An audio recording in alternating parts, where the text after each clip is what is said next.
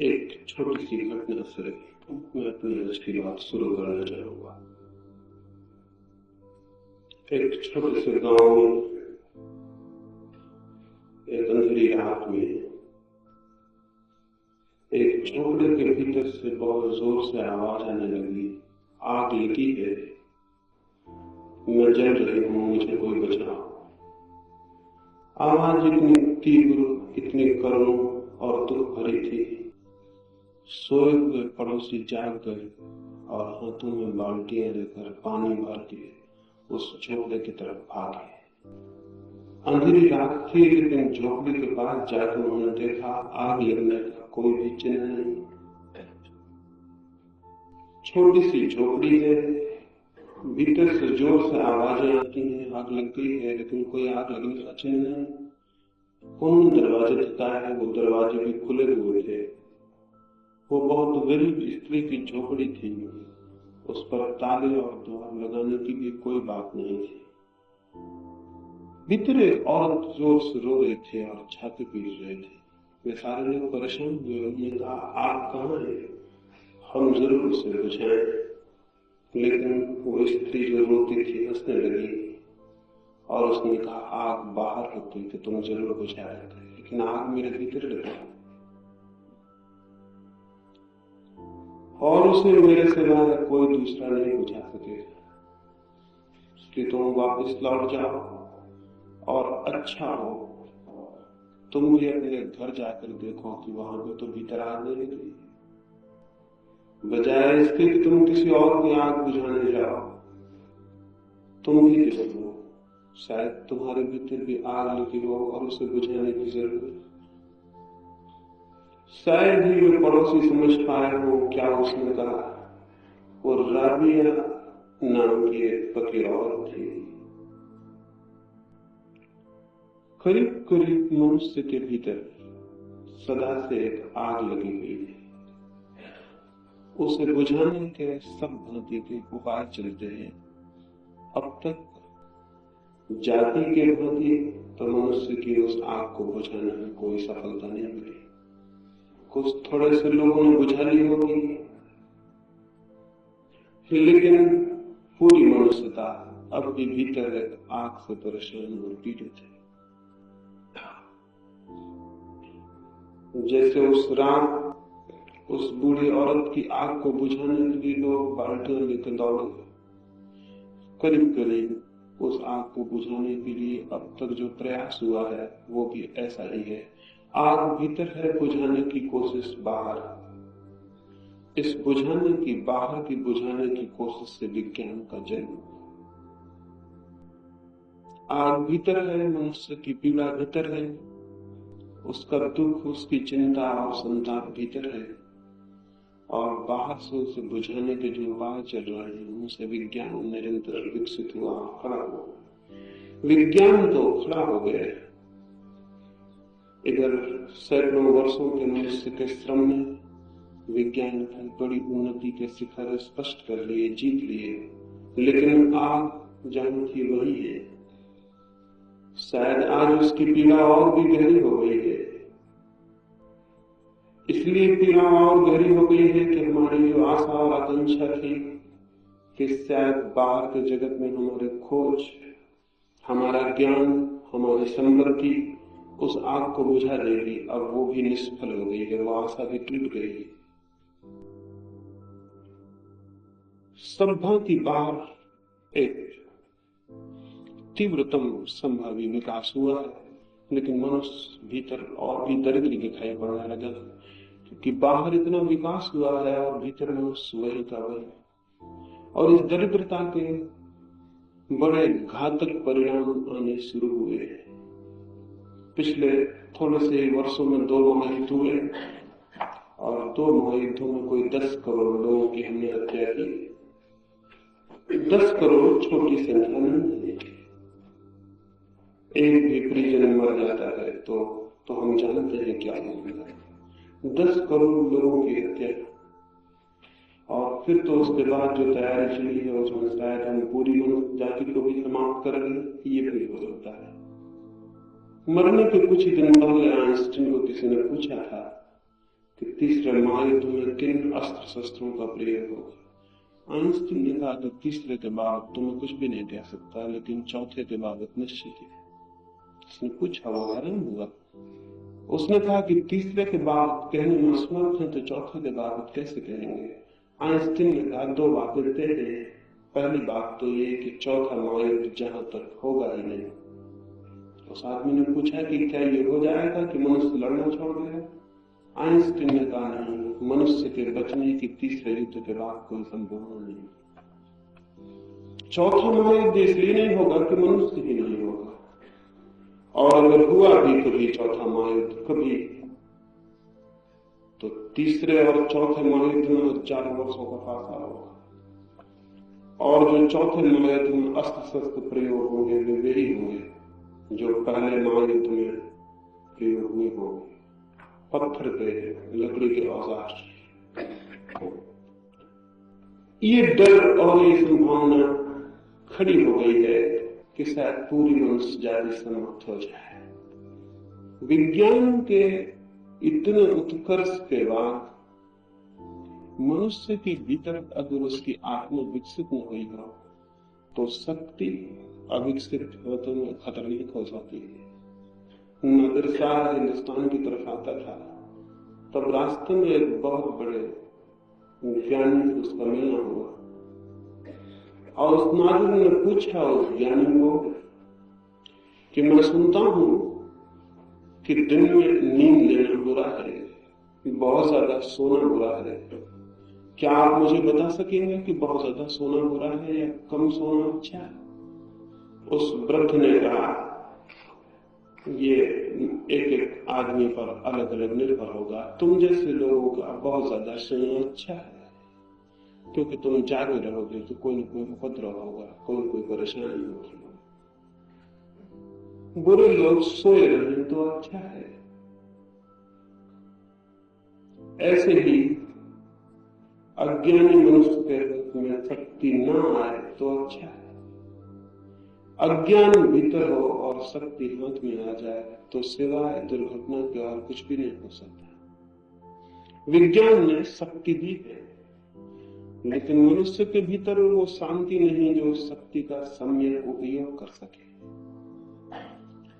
उसके भीतर तो परेशानी बढ़ती चली गई है, और उसकी परेशानी का एक ही परिणाम हो सकता है, और ये आप स्पष्ट रूप से ख्याल में ले लें कि जो आदमी परेशान है, भीतर दुखी है, भीतर चिंतित है, कष्ट में और पीड़ा में है, उस मनुष्य का एक ही सुख होता है, केवल एक ही सुख, और वो ये कि वो दूसरों को भी पीड़ा में डाल दे और कष्ट में डाल दे। जो मनुष्य दुखी है उसका एक ही सुख होता है कि वो दूसरों को ज्यादा से ज्यादा दुख में डाल दे। इसके अतिरिक्त उसके सुख की और कोई कल्पना नहीं होती।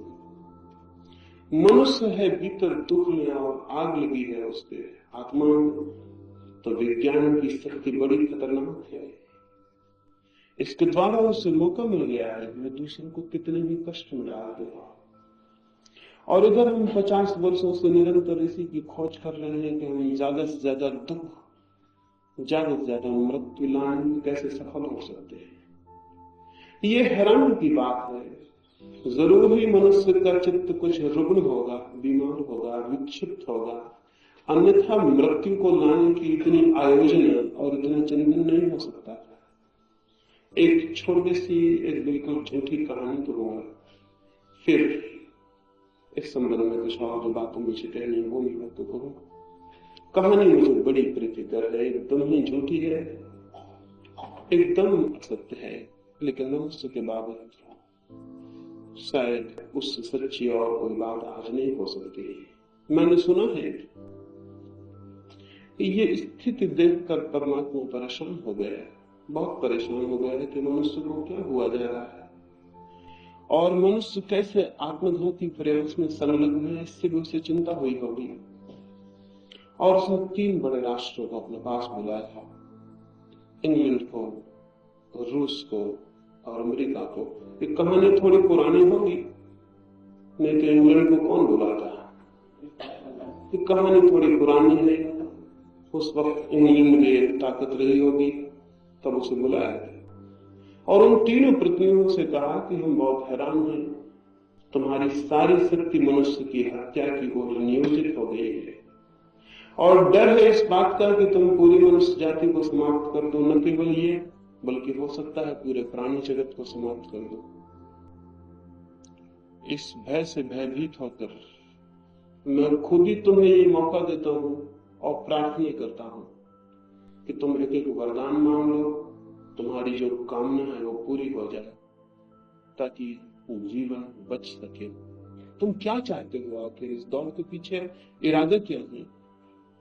अमेरिका के प्रतिनिधि ने कहा कि हे परमात्मा, हमारी बड़ी कोई आकांक्षा नहीं, बड़ी छोटी आकांक्षा है, पूरी हो जाए तो हम निश्चिंत हो जाए और ये सब उपद्रव भी बंद हो जाए। ईश्वर ने कहा कहो, तुम कहो, मैं पूरा कर दूं। शायद उसे भी कल्पना नहीं थी कि वो क्या करेगा। उस प्रतिनिधि ने कहा कि हे पिता, छोटी सी इच्छा पूरी कर देना, दुनिया तो हो लेकिन दुनिया में रूस का कोई निशान न रह जाए, फिर और कोई उपद्रव नहीं, फिर सब शांति हो जाएगी। एक ही कठिनाई है जिससे जीवन उलझ गया है और वो ये रूस का होना है। ईश्वर ने बहुत वरदान दिए हैं, पुराणों में कथाएं हैं, लेकिन ऐसा कोई वरदान कभी मांगा ही नहीं गया था। वो बहुत हैरान हुआ, उसने रूस की तरफ आंखें घुमाई और रूस के प्रतिनिधि ने कहा वाह, या हो सकता है कहा हो कामृत, मुझे पता नहीं, ये भी हो सकता है कहा हो कामृत।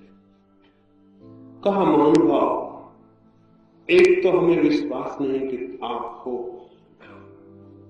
कोई वर्ष हुए, कोई 50 वर्ष हुए, हमने अपने मंदिरों, मस्जिदों से और गिरजाघरों से आपको निकाल के विदा कर दिए और अब हमारे देश में आपकी कोई पूजा नहीं होती और कोई दिए नहीं जलाए जाते और कोई फूल नहीं चढ़ाए जाते। हम आपके भ्रम से बहुत दिन में मुक्त हो गए, लेकिन फिर भी हम दोबारा आपकी पूजा शुरू कर सकते हैं और स्वीकार कर लेंगे कि आप हो, और स्वीकार कर लेंगे आंख बंद करके जो भी आप कहोगे। लेकिन छोटी सी आकांक्षा हमारी पूरी हो जाए तो प्रमाण बन जाए आपके होंगे। हम नक्शा तो चाहते हैं लेकिन अमेरिका के लिए कोई रंग नहीं चाहते। दुनिया का नक्शा हो, अमेरिका के लिए कोई रंग नहीं रच जाए। ईश्वर ने बहुत घबरा के ब्रिटेन की तरफ देखा। ब्रिटेन के प्रतिनिधि ने जो कहा वो मन में रख लेने जैसा है। उसने कहा कि हे परमपिता, हमारे अपनी कोई आकांक्षा नहीं, इन दोनों की आकांक्षाएं एक साथ पूरी हो जाए। हमारी आकांक्षा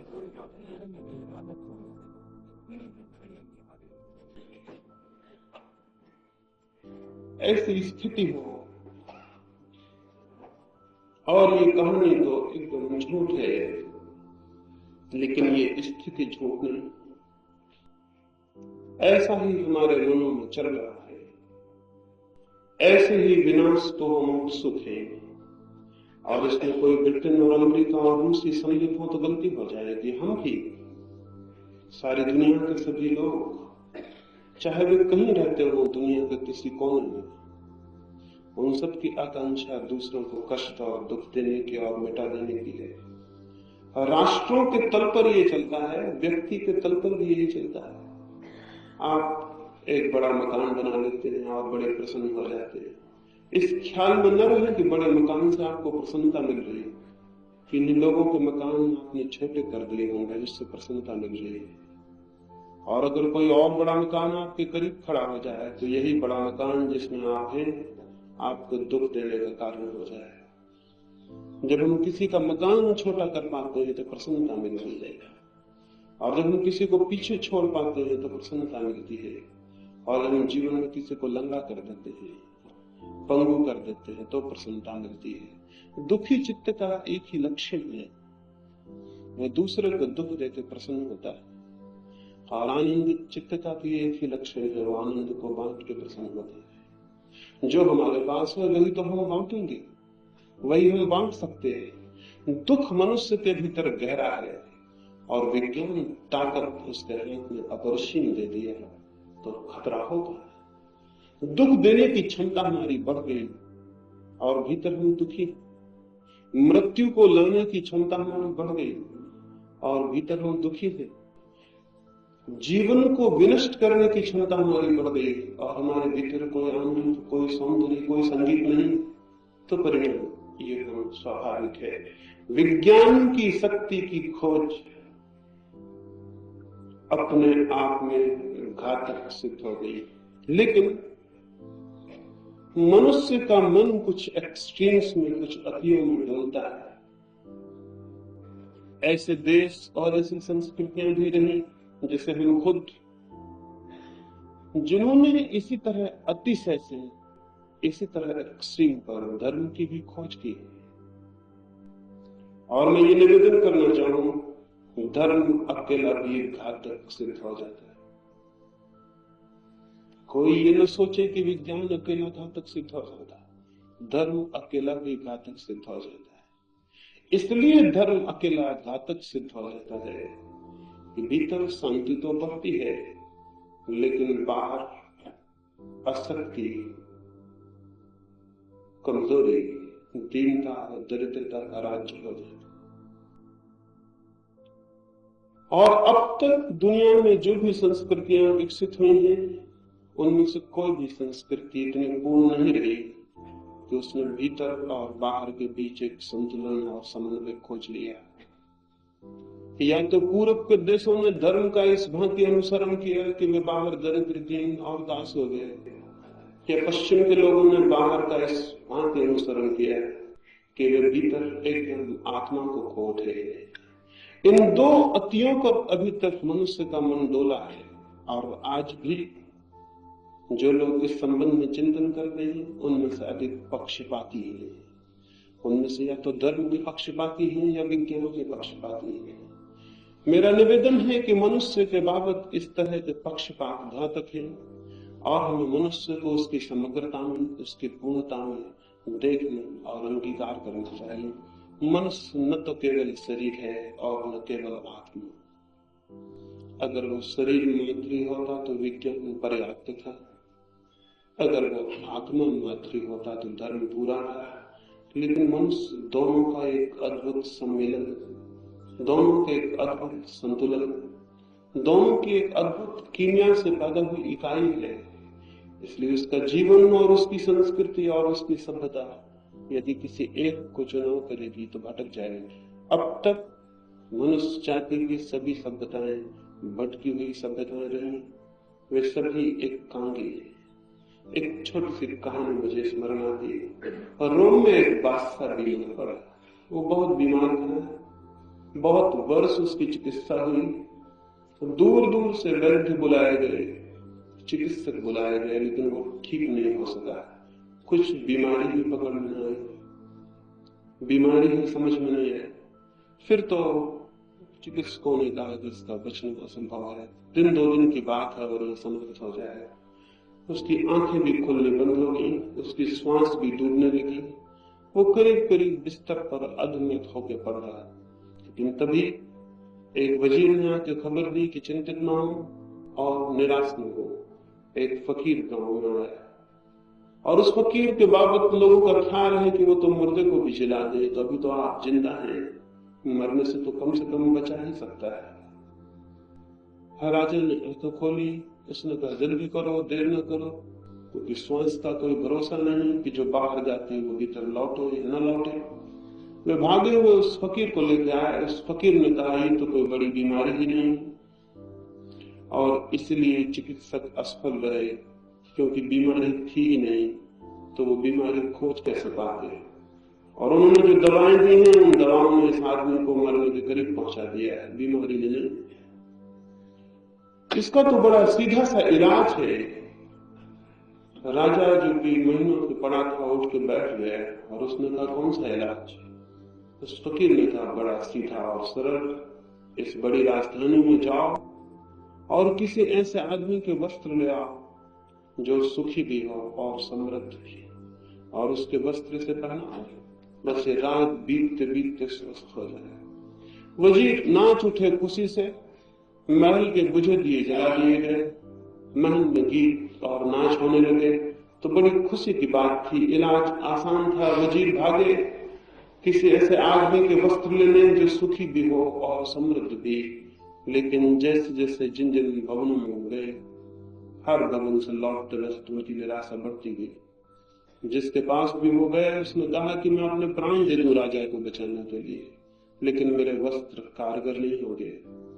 समृद्धि तो मेरे पास है, लेकिन सुख सुख से मैं अपरिचित हूं। धन मेरे पास है, भवन, बड़ी शक्ति, लेकिन बड़े पद, लेकिन सुख मैंने अभी जाना नहीं। अभी कामना करता हूं, सपने देखता हूं, उसे पाया नहीं। हर भवन से लौटते वक्त वे निराश होते गए। धीरे धीरे सांझ हो गई, सूरज ढलने लगा और वे वजीर इकट्ठे हुए और उन्होंने कहा कि राजा का बचना तो मुश्किल मालूम पड़ता है, हम तो भ्रम में थे। उनके साथ जो नौकर दौड़ रहा था दिन भर, उसने कहा ये तो मैं उसी वक्त समझ गया था कि ये नहीं हो सकेगा, क्योंकि जब राजा के वजीर ही किसी और के कपड़े लेने जा रहे थे तभी मुझे शक हो गया। क्योंकि अगर ये होने वाला होता तो राजा के वजीर ही अपने कपड़े दे देते। तुम जब दूसरों से कपड़े मांगने गए तभी मुझे शक हो गया था कि ये राज होगा नहीं, राजा मरे। किस मुंह से राजा के पास चला? तो सोचा अंधेरा हो जाए, सूरज ढल जाए तो चले। सूरज ढले, वे राजमहल की तरफ चले। राजमहल के पीछे ही नदी बहती थी और वहीं उन्होंने बांसुरी की आवाज सुनी। दूर नदी के उस पार कोई पत्थर पर बैठ के बांसुरी बजाता था। उसके स्वर में कुछ ऐसा जादू, कुछ ऐसा आनंद था, कुछ ऐसे सुख की गंध थी। उन्होंने सोचा अंतिम प्रयास और करें, हो सकता है यह आदमी सुखी हो।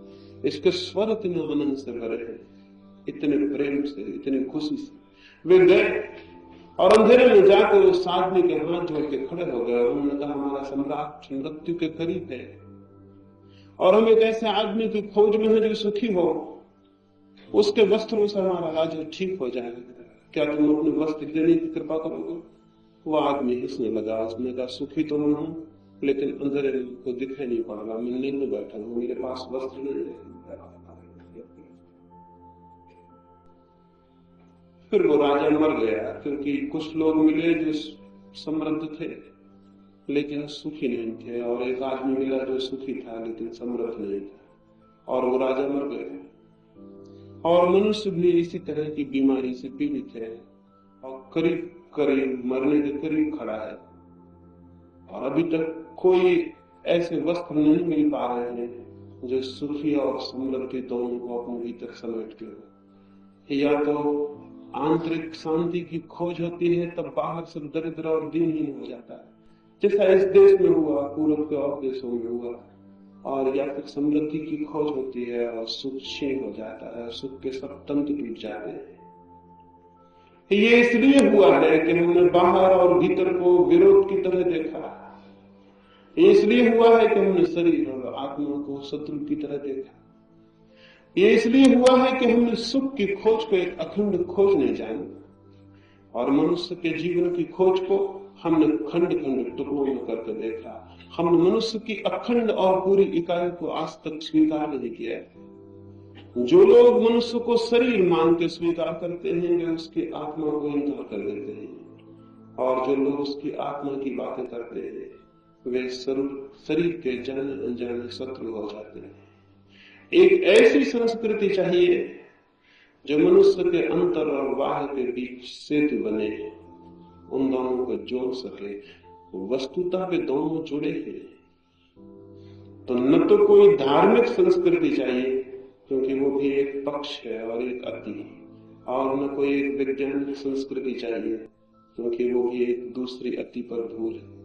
एक ऐसी संस्कृति चाहिए जो मनुष्य की अखंड प्रकृति को स्वीकार करे और उस अखंड प्रकृति को आनंद की दिशा में गतिमान कर सके।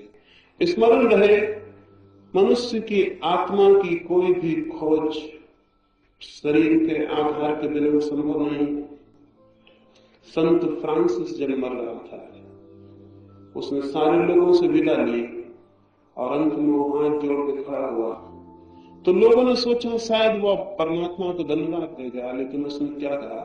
उसने कहा, हे मेरे प्यारे शरीर, मैंने तुझे बहुत सताया और बहुत परेशान किया, और मैंने सदा ये समझा कि तू मेरा शत्रु है।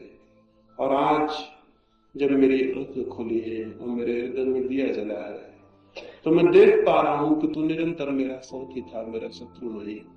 और तूने हर सुख दुख में मेरे साथ दिया, और मैंने तुझे सताया हो और परेशान किया हो, तू भी तो मेरा साथी था। और जिस आत्मा को मैं समझ पाएगा वे तेरी सीढ़ी पे चढ़े बिना उसे जानना असंभव था। इसलिए मैं तुझे धन्यवाद देता हूँ और क्षमा मांगता हूँ भूलों की जो मैंने तेरे साथ की होंगी। जो लोग भी मनुष्य के व्यक्तित्व को ठीक से देखेंगे उन्हें दिखाई पड़ेगा शरीर और आत्मा सीढ़ी और लक्ष्य की भांति काम करते हैं, और जो लोग भी मनुष्य के जीवन को गौर से देखेंगे उन्हें दिखाई पड़ेगा विज्ञान और धर्म साधन और साथी की तरह काम करते हैं। विज्ञान अकेला रह जाएगा, खत्म हो जाता है, अकेली सीढ़ी रह जाती है, रास्ता रह जाता है, पहुंचने को कोई जगह नहीं रह जाती।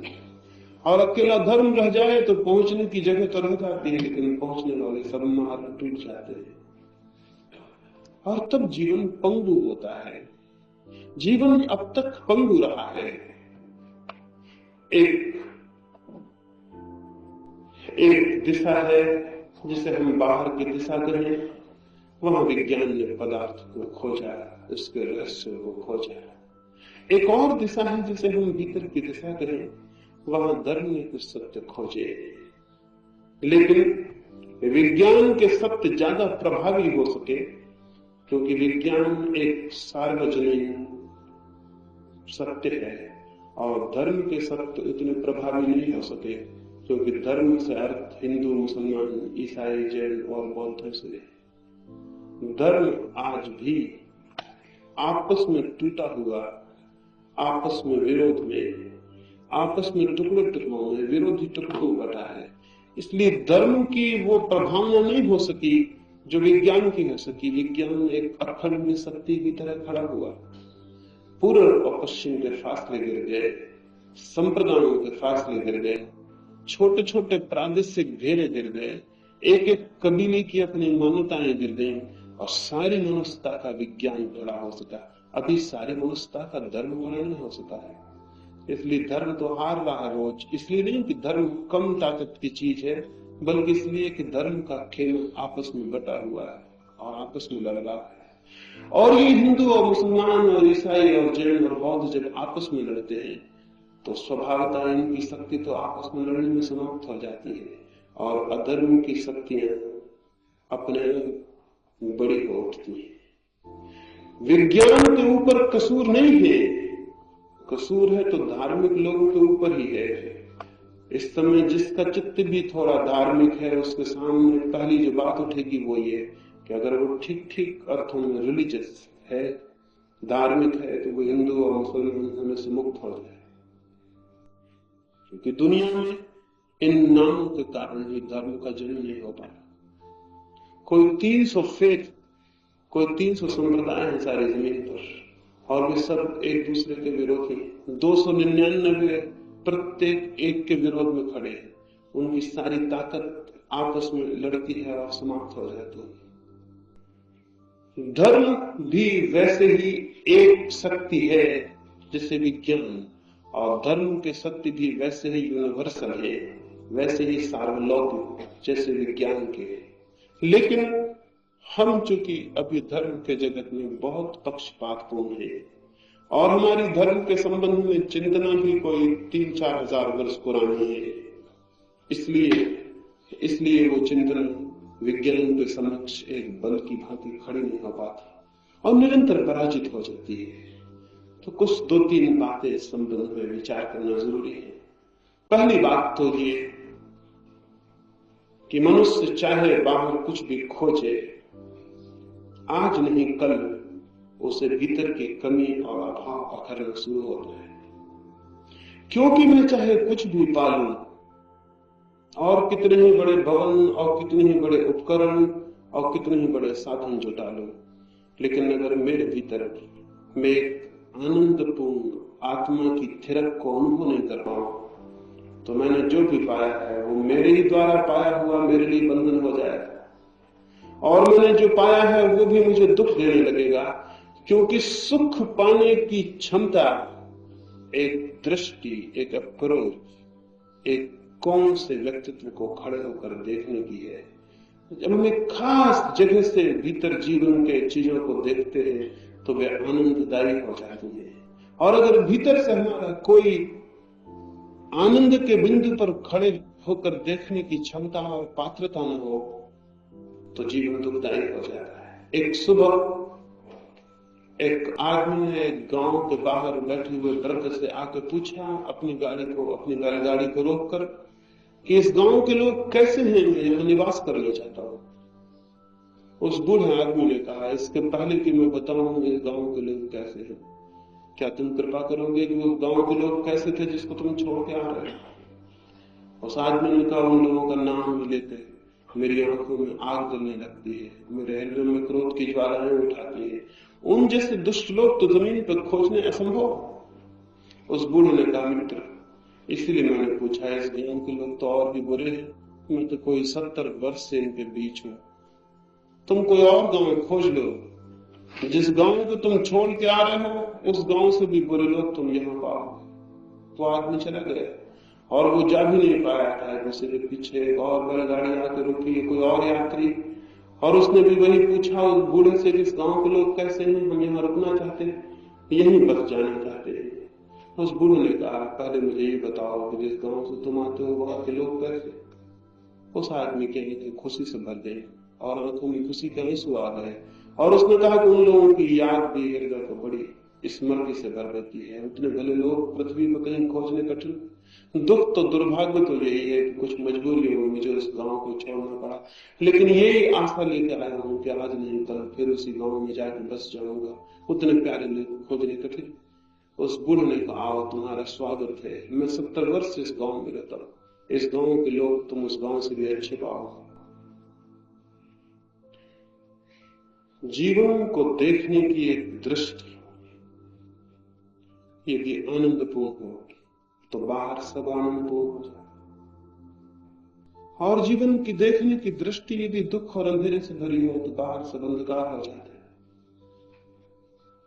विज्ञान बाहर की दुनिया को बना रहा है, जरूर बनाया जाना चाहिए।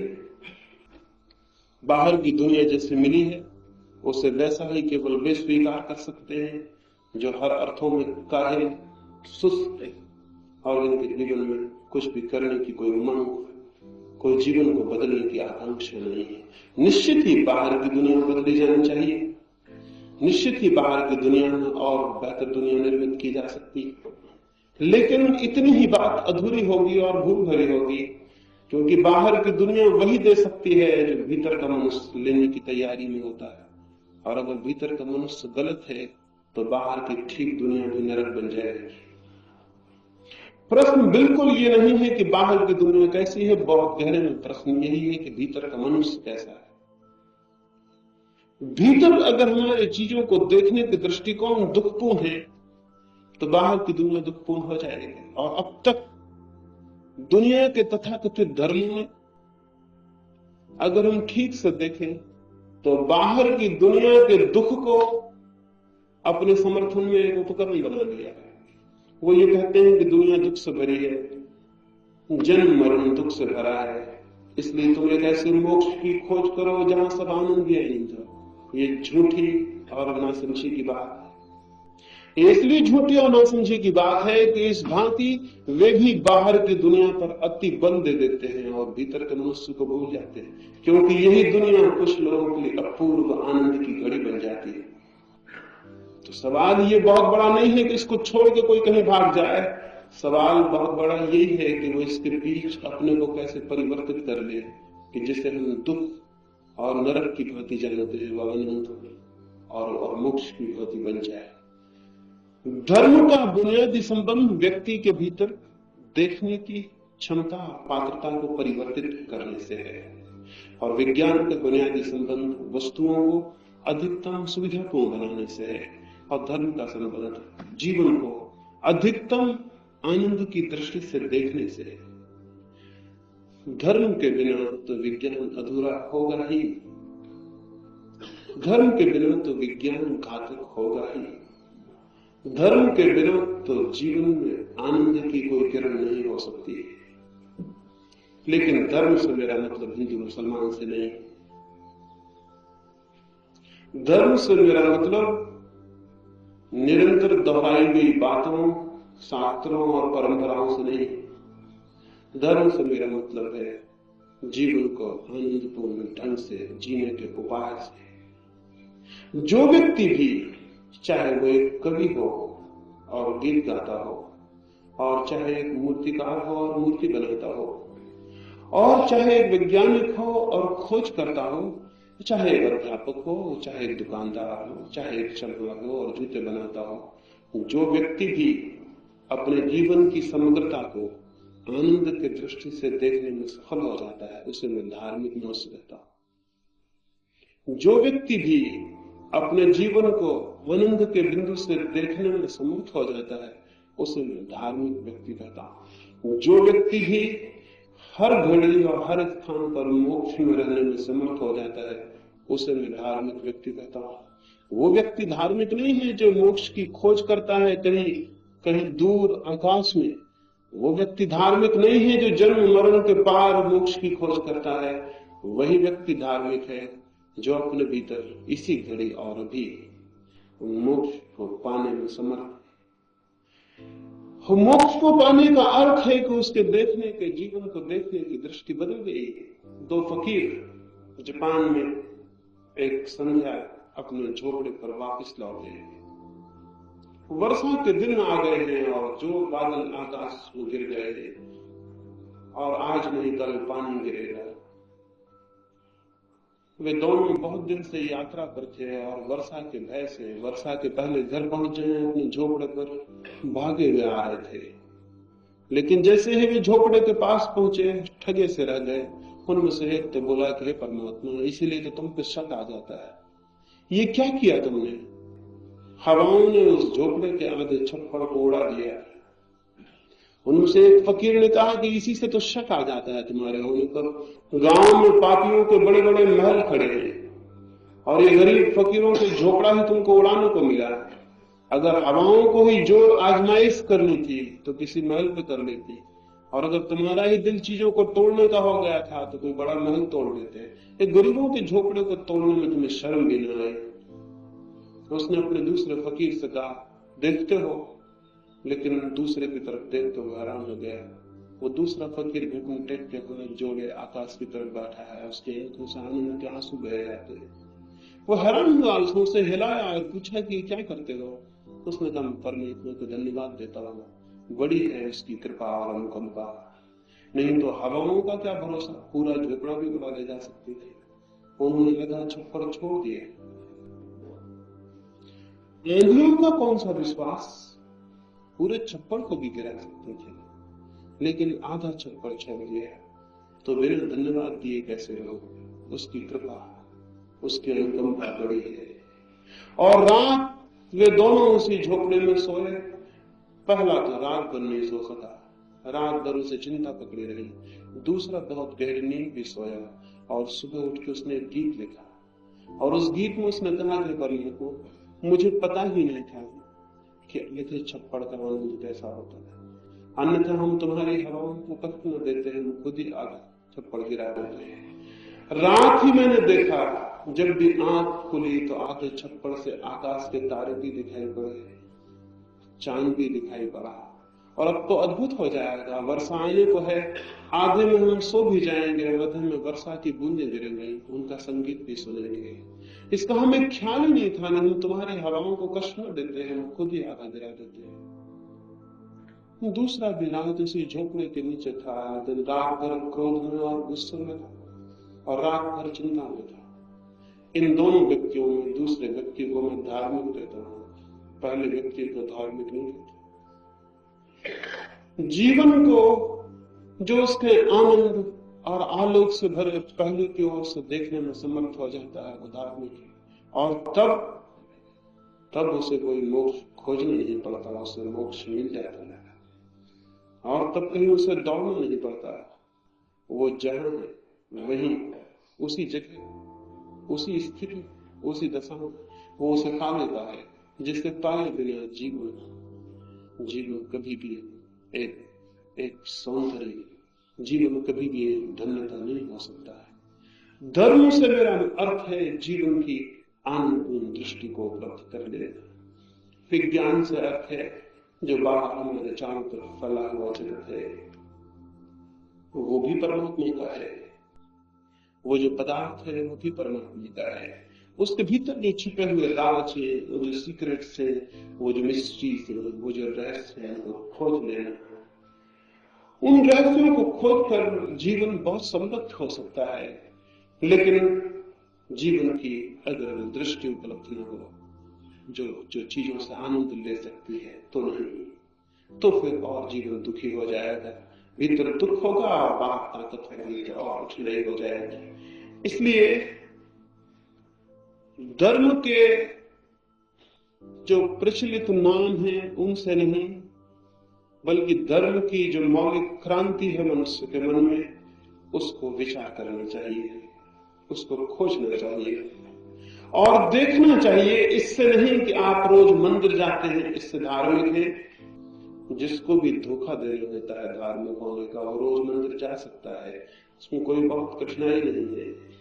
इससे नहीं कि आप कैसे कपड़े पहनते हैं, हो सकता है आप लंगोटी लगा लें, इससे कोई धार्मिक होने का संबंध नहीं है। हो सकता है आप रोज सुबह उठ के गीता पढ़ते हैं, इससे भी, या कुरान पढ़ते हैं, धार्मिक होने का संबंध नहीं है। धार्मिक होने का संबंध है प्रति क्षण जीवन को आप कैसा लेते, एक आनंद की भांति या एक दुख की भांति। जीवन जैसा आपके सामने प्रकट होता है वो एक प्रेमपूर्ण आमंत्रण की भांति या एक बोझ की भांति। और अब तक जो तथाकथित धार्मिक है उसने जीवन को बोझ के ढंग से लिया है। वो कहता है कि जन्म मृत्यु से छुटकारा चाहिए। रविन्द्रनाथ ने मरते वक्त अपने एक मित्र को कहा, एक ही प्रार्थना और करनी है परमात्मा कि अगर तू मुझे इस योग्य समझे कि मुझे फिर जीवन मिले तो मुझे फिर जीवन दे, क्योंकि मैं धन्य हुआ तेरे जीवन को पाकर और मैंने वो सब जाना जो प्रेमपूर्ण था और जो आनंदपूर्ण था। और अगर मैं न जान सका हूं तो उसमें भूल मेरी रही होगी, तेरी कोई भूल नहीं। जीवन को जो इतनी आनंद से लेगा वही धार्मिक है। लेकिन हम तो जानते हैं उन लोगों को जो चेहरे उतार के जीवन को लेते हैं, उनको हम धार्मिक कहते हैं। उदास और गंभीर नहीं, वे रुग्ण है। उदास और गंभीर व्यक्ति रुग्ण है। आनंदित और प्रफुल्लित और जिसके प्राण किसी गीत से गूंज रहे हैं और किसी संगीत से। चीन में 3 फकीर हुए, उनका नाम ही 3 लाफिंग सेंट्स हो गया है, 3 हंसते हुए फकीर। वे जिस गांव में गए उस गांव में उन्होंने कोई उपदेश नहीं दिया। उस गांव के चौरस्तों पर खड़े होकर बस वे हंसने लगे और तीनों इतने जोर से हंसते और उनकी हंसी ऐसी मुक्त और ऐसी आनंदपूर्ण कि सारे गांव में धीरे धीरे हंसी की लहरें फैल जाती है। और जितने दिन तक वे उस गांव में रहते हैं, उस गांव में वे हंसते ही रहते हैं और उस हंसी में वे कुछ जान पाते हैं। जीवन को जो गंभीरता से लेता है वो जान नहीं पाता। जीवन को तो बच्चों जैसी सरलता से और आनंद से लेता है वही जान पाता है। उनमें से एक फकीर मरा तो गांव के लोगों ने कहा कि अब तो निश्चित ही उसके 2 साथी उदास हो जाएंगे और दुखी हो जाएंगे। लेकिन वे 2 साथी सुबह ही नमस्ते हुए गांव में निकले।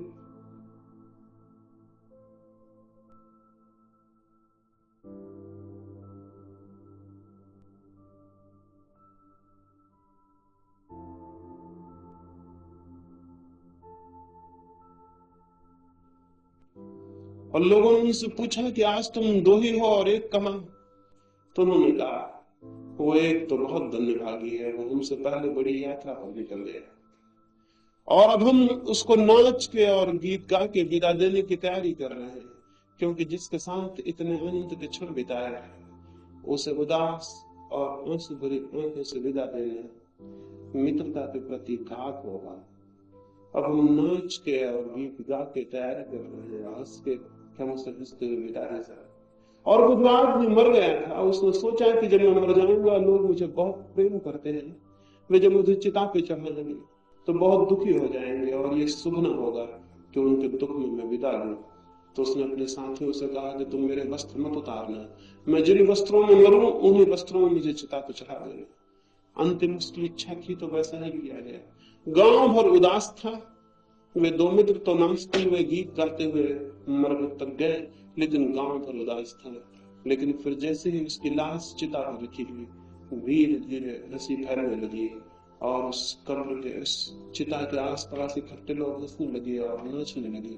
क्या हुआ? उस मरते हुए फकीर ने अपने कपड़ों में फुलझड़ी और पटाखे छिपा रखे थे, वो फूटने लगे चिराग और लोग हंसने लगे। और उन्होंने कहा कि वो मरते हुए भी हमें हंसा रहा है। धार्मिक व्यक्ति वो है जो आनंद से जीता है और आनंद से मरता है। और जो आदमी आनंद से जीने का रहस्य पा जाता है, मृत्यु भी उसे आनंद हो जाती है, क्योंकि मृत्यु उसे परमात्मा से मिलन का अर्थ ले लेती है। वो जीवन से विदाई नहीं होती, परम जीवन से मिलन हो जाता है। धार्मिक व्यक्ति में उसे कहता हूं जो प्रतिक्षण आनंद में जीने की खोज में हो। लेकिन इन सारे लोगों को मैं धार्मिक नहीं देता, जो वस्त्र बदल लेते हैं, घर बदल लेते हैं, गांव छोड़ देते हैं, परिवार छोड़ देते हैं और किसी दूरगामी मोक्ष की पीड़ा को, किसी दूरगामी मोक्ष की कामना में पीड़ित और परेशान होते हैं। ये तो सब लोभी लोग हैं। इनकी तृप्ति, इनके लोभ की तृप्ति संसार से भी नहीं होती, तो ये मोक्ष चाहते हैं। ये तो अत्यंत कामी लोग हैं। इनकी तृप्ति संसार के क्षणभंगुर सुखों से नहीं होती, तो ये स्थायी सुख चाहते हैं। ये बिल्कुल ऐसा सुख चाहते हैं जो कभी खंडित नहीं हो, ऐसा मोक्ष चाहते हैं जो कभी मिटे नहीं। इनकी चूंकि जीवन की छोटी छोटी चीजों में इन्हें कोई खुशी नहीं है, ये सिर्फ परमात्मा को पाना चाहते हैं, उसी को पाते ये खुश हो सकते हैं। लेकिन मैं निवेदन करूं, जिसने जीवन के छोटे से रास्ते पर खिले हुए छोटे छोटे फूलों में खुशी नहीं पाई, वो परमात्मा से मिलकर भी खुश नहीं हो सके। और जिस व्यक्ति ने जीवन के क्षुद्रतम प्रवाह में छोटी छोटी बूंदों में भी आनंद की पुलक नहीं देखी, वो अगर मोक्ष में भी पहुंच जाए तो आनंदित नहीं हो सकेगा, क्योंकि वो तो वही रहेगा जो था और उसके देखने की दृष्टि वही रहेगी, उसके देखने का कौन वही रहेगा, चीजों को समझने की वृत्ति वही रहेगी। उसे मोक्ष में बिठा देने पर भी वो मोक्ष से मुक्त होने की किसी साधन में लग जाएगा। जो मुक्त होने की ही कोशिश में लगा है, वो मोक्ष में भी मुक्त होने की कोशिश में लग जाएगा। धर्म का संबंध मुक्त होने से कम, जीवन को उसकी पूरी गहराई में जीने से ज्यादा। इस मुक्ति की आकांक्षा ने जीवन को उसकी पूरी गहराई में जीने से हमें वंचित कर दिया है। और चूंकि धर्म के तल पर हमारा कोई जीवन नहीं है, फिर सीधा विज्ञान रह गया, शरीर का जीवन रह गया। तो मैं निवेदन करता हूं, जिसे हम आमतौर से जीवन जानते हैं, उससे बड़ा जीवन भी हमारे निकट है। और इसी जीवन में जो सुख को खोज रहा है वो गलती में है।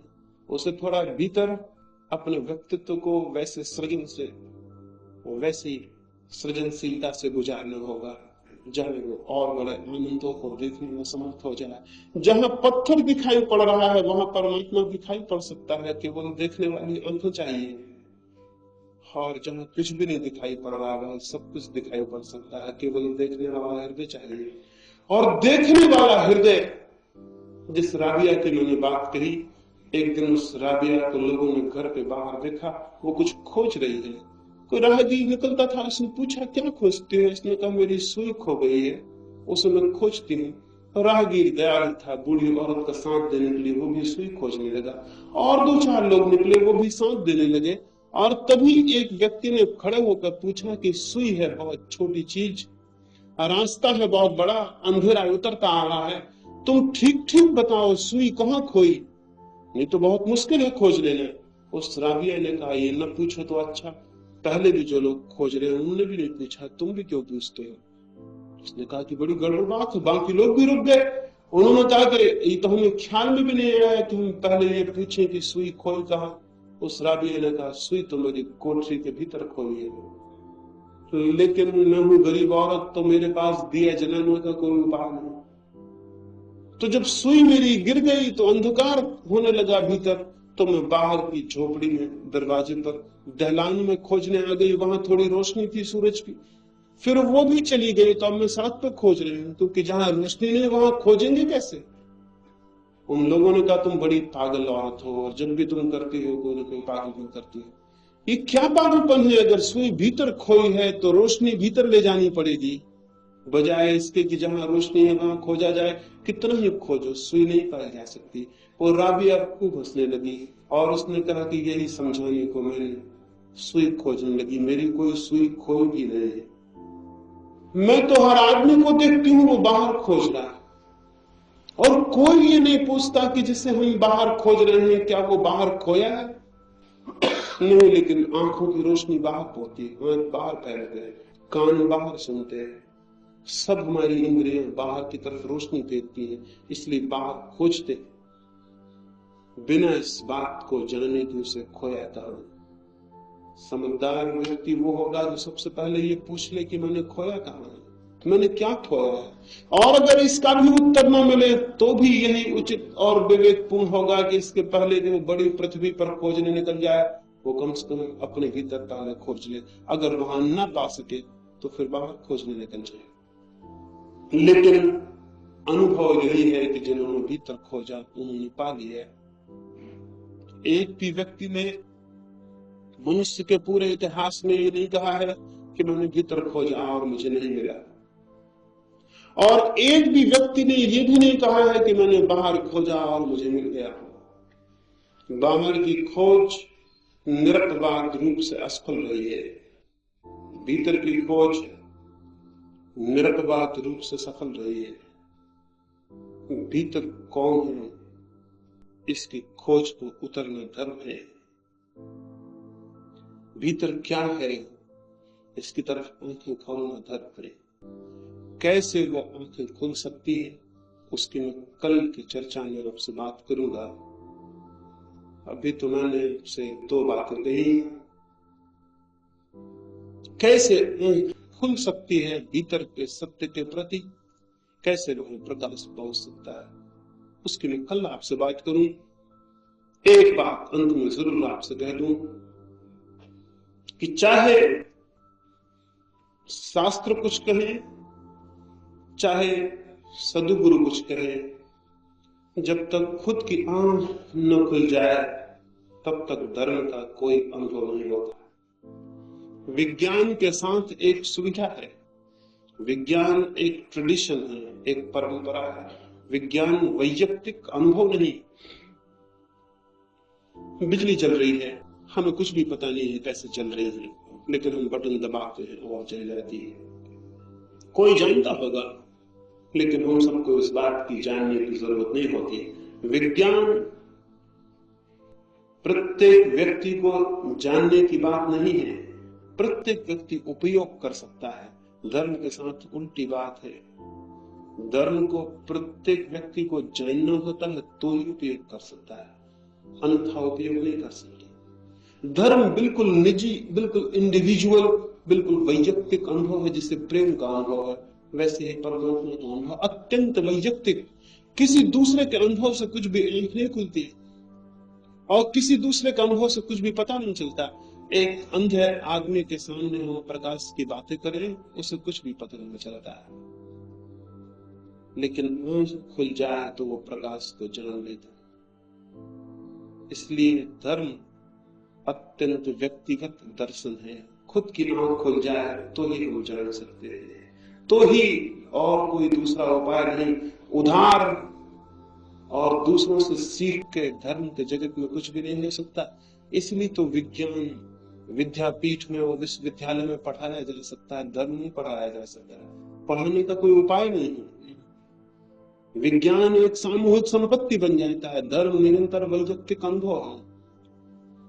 और जब भी हम उसे सामूहिक संपत्ति बनाते तब हिंदू पैदा हो जाता है, मुसलमान पैदा हो जाता है, ईसाई जो कि बीमारी है, जो कि धर्म में नहीं है। जब भी हम धर्म को सामूहिक बनाते हैं तब एक ऑर्गेनाइजेशन खड़ा हो जाता है जो कि खतरनाक सिद्ध होता है। और स्मरण रखिए, जब भी कोई ऑर्गेनाइजेशन होता है तो शैतान सबसे पहले उसको कब्जा कर लेता है। शैतान हमेशा कोशिश में रहता है कि कहीं लोग इकट्ठे हो जाए जब कब्जा कर लो, और अगर लोग इकट्ठे न हो तो शैतान कोशिश करता है कि इकट्ठे कर लो। एक दफा शैतान को खबर, उसके मित्रों ने खबर दी, और उसके बहुत मित्र हैं, सब तरफ उसके अखबार वाले और इसके पत्रकार और उसकी न्यूज एजेंसीज हैं।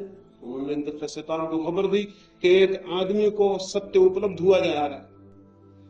शैतान अपने साथियों को लेकर भागा और रास्ते में ही उसके आके और मित्रों ने खबर दी कि अब व्यर्थ जा रहे हैं, इसको तो सत्य उपलब्ध हो गया। शैतान बोला तब जल्दी जाओ और गांव में खबर कर दो, गांव गांव में ढोल पीट कर खबर कर दो कि फला आदमी को सत्य उपलब्ध हो गया है, ताकि लोग उसके आसपास इकट्ठे हो जाएं और लोगों में ऐसा जोश भरो कि वो संगठित हो जाए। बस वो संगठित हुए तो सत्य मर जाएगा, क्योंकि सत्य तो बिल्कुल वैयक्तिक है। और जब संगठन खड़ा हुआ पुत्र शैतान परेशान नहीं हुआ, उसने गांव में खबर कर दी, लोग इकट्ठे होने लगे, भीड़ लगने लगी और उन्होंने एक संगठन बना लिया और संगठन के भीतर वो जो सत्य का दिया जला था वो विलीन हो गया। सभी संगठनों ने सत्य की हत्या की है। धर्म है बिल्कुल वैयक्तिक, उसका ऑर्गेनाइजेशन से, समूह से, संगठन से कोई वास्ता नहीं। उसका तो प्रत्येक व्यक्ति की उसकी निजी चेतना में उतरने से वास्ता है। और वे आंखें कैसे उस सत्य की तरफ उठ जाए, उसकी मैं कल आपसे बात करूंगा। मेरी बातों को इतनी शांति आप प्रेम से सुना है, उससे बहुत बहुत अनुग्रहित हो। परमात्मा विज्ञान में तो सबको सहज ही खड़ा कर दिया है उसने, वो धीरे धीरे सभी को धर्म में भी खड़ा कर सके, इसकी प्रार्थना करते हैं। सबके भीतर बैठे परमात्मा के लिए मेरे स्वीकार